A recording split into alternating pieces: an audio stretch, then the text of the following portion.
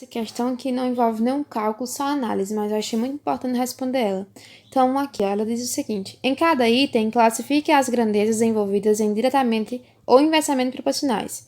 Bom, a gente vai chamar diretamente proporcional de DP, tá bom? Para ficar mais fácil. E inversamente proporcional de IP. Então, vamos para a letra A. Distância entre duas cidades e tempo gasto no deslocamento entre elas. Então, bora pensar aqui, ó. Se eu aumento a distância, então o tempo para me chegar até aquela cidade também aumenta. Então, se os dois aumentam, então são diretamente proporcionais. Como também, se eu diminuo a distância, então o tempo também vai diminuir para me chegar nessa cidade. Então, a letra A é DP, tá? Ou seja, diretamente proporcional. Letra B. Número de operários para a construção de um muro e tempo para construí-la. Bora pensar aqui, galera. Ó, se eu tenho muitos funcionários, então o tempo para construir esse muro vai ser pequeno. Agora, se eu diminuo a quantidade de funcionários, então o tempo vai ser maior. Então, ó, enquanto um é maior, o outro é menor. Portanto, é inversamente proporcional. Porque à medida que eu aumento uma grandeza, a outra diminui. Então, aqui, ó, vai ser inversamente proporcional. Letra B. Letra C. Medida do lado de um quadrado e o seu perímetro. Bom, se eu aumento o lado de um quadrado, vamos supor, o lado do quadrado será 2. Então, o seu perímetro aqui vai ser 8.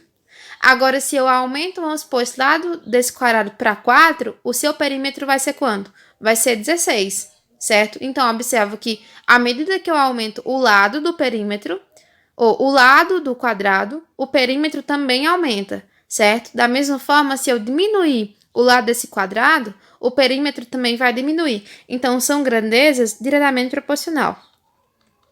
Tá bom? Letra D. Tempo para realizar uma terraplanagem, ou seja, conjunto de operações que preparam um terreno para uma construção e o número de tratores utilizados. Bom, se eu utilizo muitos tratores, então o tempo para preparar esse terreno vai ser mais pouco. Agora, se eu diminuo o número de tratores, o tempo vai ser bem maior. Então, você vê que enquanto uma grandeza cresce, a outra diminui. Logo, são inversamente proporcionais. I, P, tá bom? Letra E. A área de um retângulo e a medida do seu comprimento, sendo a medida da largura constante. Então, se eu aumento, certo, a medida do comprimento aí do retângulo, né? A medida do comprimento do retângulo, então a sua área também vai aumentar, certo? Da mesma forma, se eu diminuir esse comprimento, a área vai o quê? Vai diminuir, tá bom? Então, são grandezas diretamente proporcionais. Porque se eu aumento uma, a outra também aumenta. Mas também se eu diminuo uma, a outra também diminui. Letra F. A área de um gramado em metro quadrado e quantidade de água em litro necessária para molhá-lo por completo. Bom, a letra F também é diretamente proporcional. Porque, observe, se eu aumento a área do gramado, a quantidade de água também vai ter que aumentar, tá certo? Da mesma forma, se eu diminuo a área desse gramado, a quantidade de água também vai diminuir, tá? Então, essa aqui, letra F, é diretamente proporcional. E a letra G diz que número de máquinas e um tempo necessário para asfaltar um trecho de uma avenida. Bom, exemplo, se eu tenho 3 máquinas, então o tempo vai ser X, certo?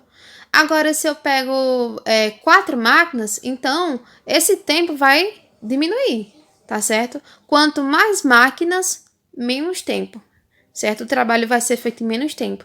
Agora, quanto menos máquina, mais tempo vai levar para esse asfalto, a rua ficar toda asfaltada, tá bom? Então, essa aí é inversamente proporcionais. Inversamente proporcional, porque enquanto uma grandeza aumenta, a outra diminui. Pronto, e chegamos no final da questão.